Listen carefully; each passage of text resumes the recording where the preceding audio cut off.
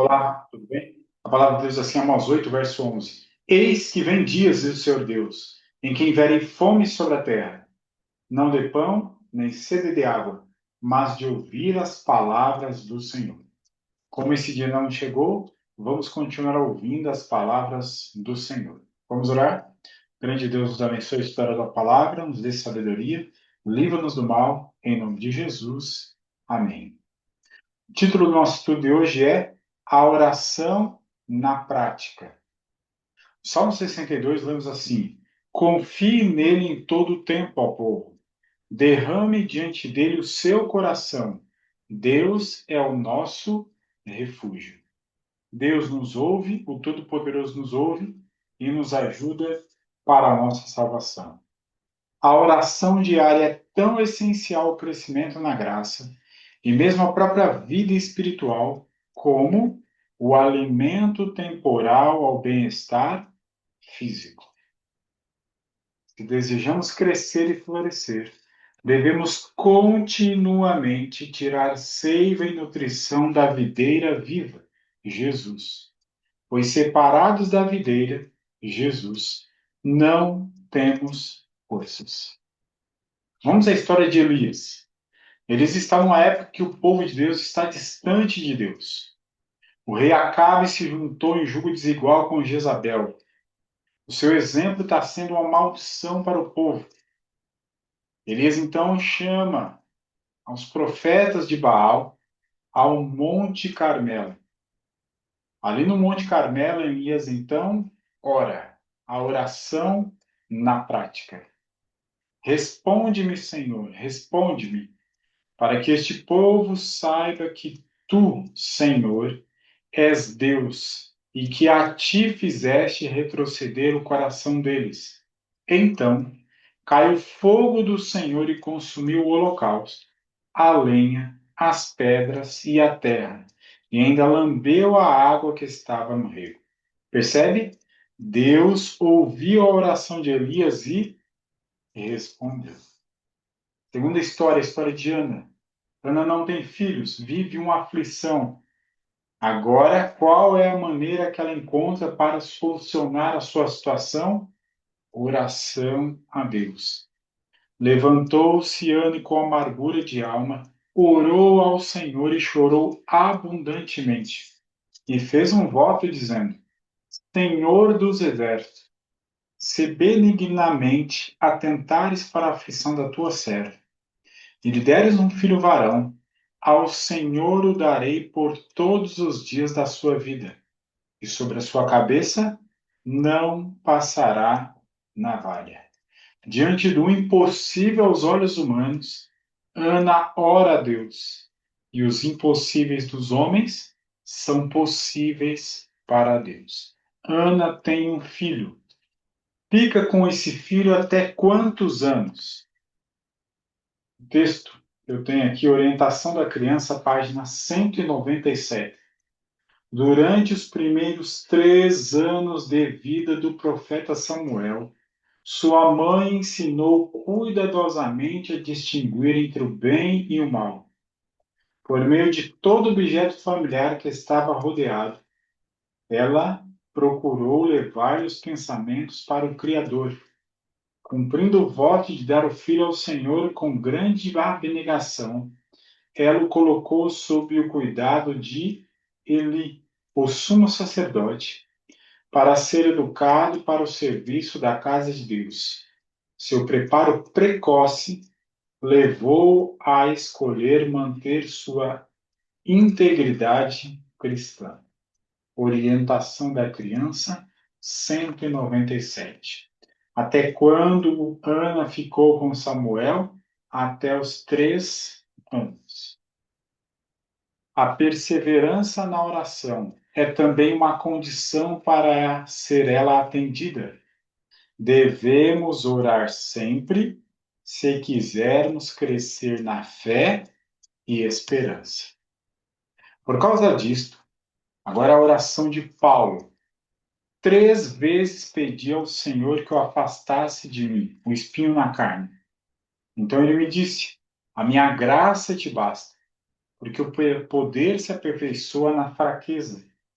De boa vontade, pois, mais me gloriarei nas fraquezas, para que sobre mim repouse o poder de Cristo. Possibilidades do espinho na carne, um problema na visão, talvez consequência da luz no caminho para Damasco. Independente da situação, ele pede a Deus que retire aquele problema. Mas Deus responde dizendo: a minha graça te basta. Viva dependendo de mim, Paulo.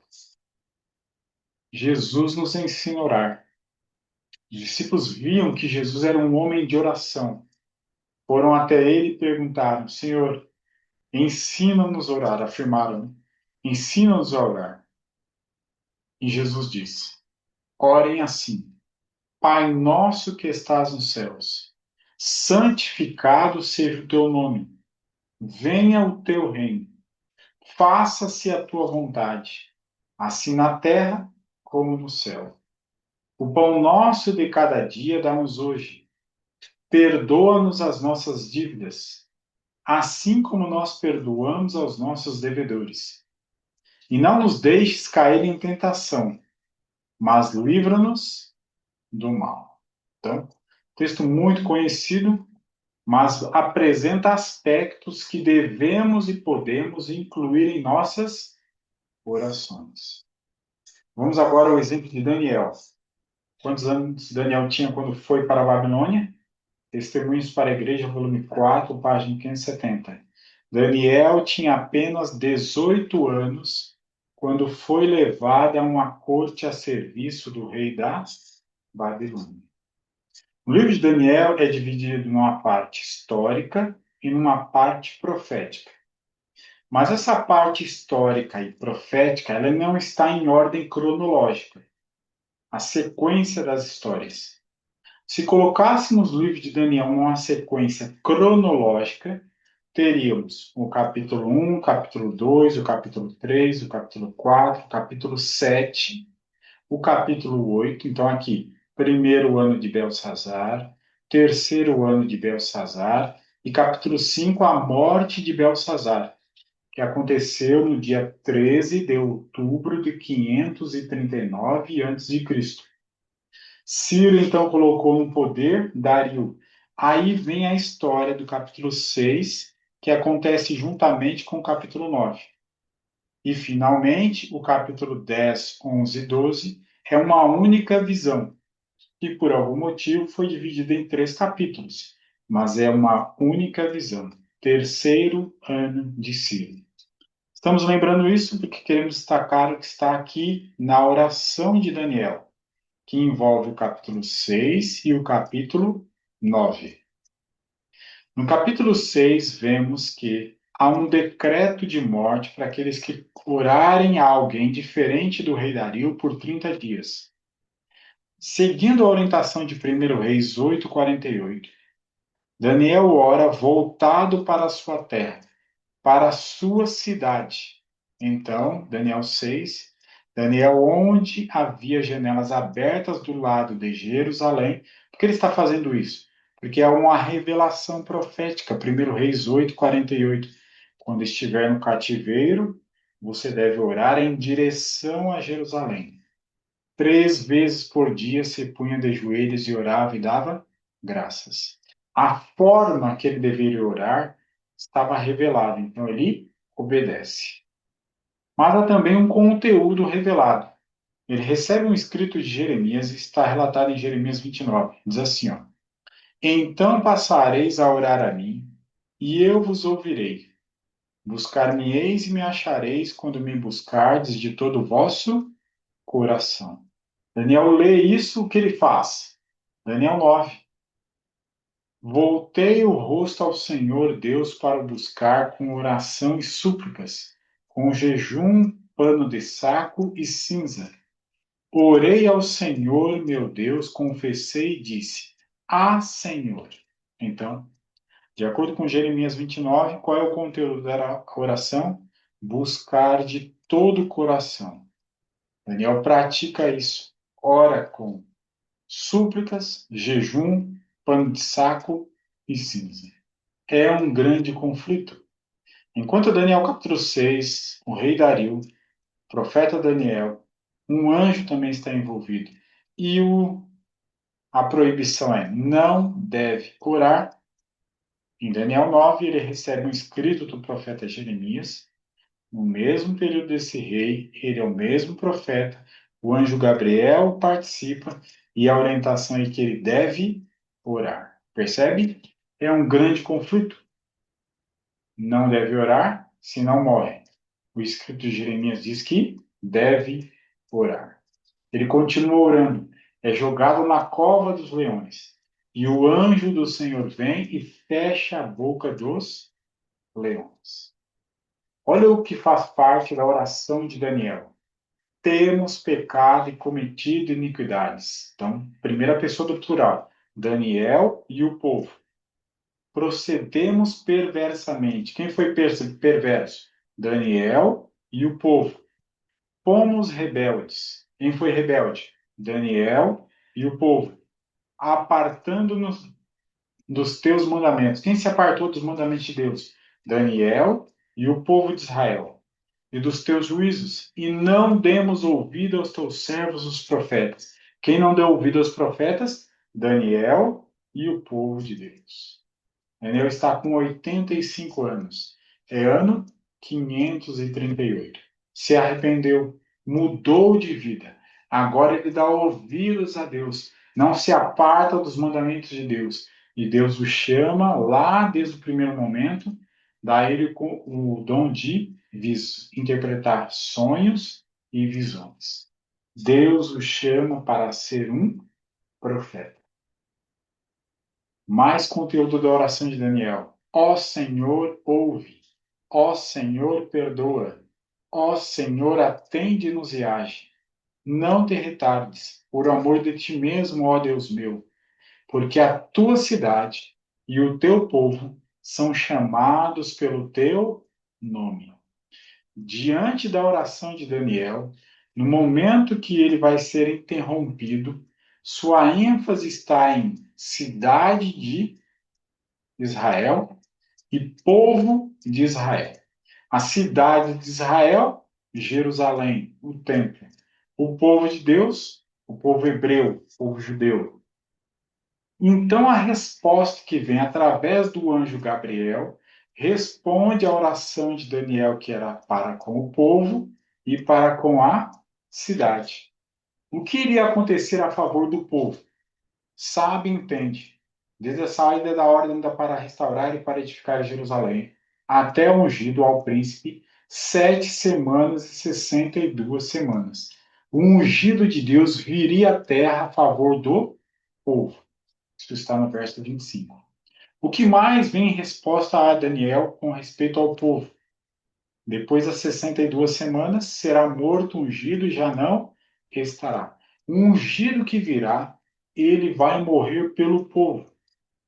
E o verso 27 fala ainda mais de algo que acontecerá a favor do povo, em resposta à oração de Daniel, que era pelo povo e pela cidade. Ele fará firme aliança com muitos por uma semana.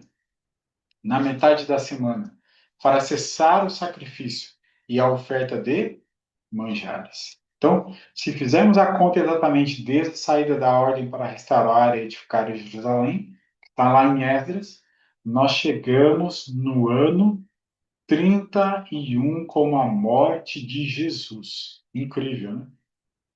Mas a segunda parte da oração de Daniel, ele pedia para com a cidade. O que Deus revelou para ele para com a cidade, o que iria acontecer? Está aqui em azul. Cada um cada uma das segundas partes aí de cada um dos versos.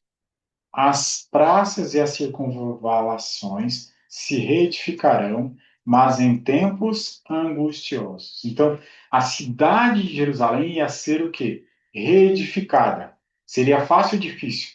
Difícil. Então, está respondendo para com a cidade. O que mais ia acontecer para com a cidade? E um príncipe que há de vir destruirá a cidade e o santuário, e o seu fim será no dilúvio, e até ao fim haverá guerra, desolações são determinadas. O anjo apresenta a Daniel que a sua cidade que estava destruída, porque ele estava agora na Babilônia, voltaria a ser reedificada, mas viria um príncipe que ia fazer o quê? Ia destruir a cidade de novo, ia levar a cidade e o santuário novamente ao fim. E no último verso 27 ele diz: sobre a asa das abominações virá o assolador, até que a destruição que está determinada se derrame sobre ele. Essa abominação também seria julgada pelo Senhor. Percebe? Se a oração de Daniel era para com o povo e para com a cidade, Deus responde da maneira que ele pediu. No texto de Mateus 24:15, Jesus diz que nós devemos entender esse verso de Daniel, esses versos. Quando, pois, virdes a abominação da desolação de que falou o profeta Daniel, no lugar santo, quem lê, entenda. Tenho a impressão de que até hoje as pessoas não entenderam isso, né? Mas, assim como é possível estudarmos a palavra e o Espírito nos dá iluminação, Deus hoje nos convida a entender. Que fim é relatado em Mateus 24? O fim de Jerusalém. As pessoas iam até os líderes daquela época, os rabis, iam falar sobre isso. Olha, Jesus disse que quando isso acontecesse, seria o fim de Jerusalém, que Daniel 9 profetizou. Cristo disse: ao verem os rabis esses sinais, hão de declarar que são juízos de Deus sobre as nações, por manterem em servidão o seu povo escolhido. Dirão que essas coisas são indícios da vinda do Messias. Não vos enganeis. Elas são o princípio de seus juízos. Para com quem? Jerusalém. Então, eles iriam até os rabis, não, isso aí tem a ver com a volta de Jesus, Messias. Não, não, não se enganem. Isso é com a destruição de Jerusalém. Quem falou isso? Daniel 9. Não que isso seja necessário para que Deus saiba quem somos, mas para nos habilitar a recebê-lo. A oração não faz Deus descer até nós, mas eleva-nos a Ele. A oração da fé nunca se perde, mas dizer que ela será sempre atendida do modo exato e de acordo com aquilo que esperamos, especificamente, é presunção. Anjos ministradores aguardam o pé do trono para obedecer instantaneamente ao mando de Jesus Cristo, no responder a toda oração feita em sinceridade, com fé viva. Qual poderíamos dizer seria um pedido de oração de Jesus hoje? E então se dirigiu a seus discípulos. A seara, na verdade, é grande, mas os trabalhadores são poucos. Rogai, pois, ao Senhor da seara que mande trabalhadores para a sua seara. Que eu e você nos envolvamos na pregação da verdade às pessoas. A seara é grande e nós devemos rogar a Deus para que mande mais trabalhadores. Vamos fazer isso? Vamos orar?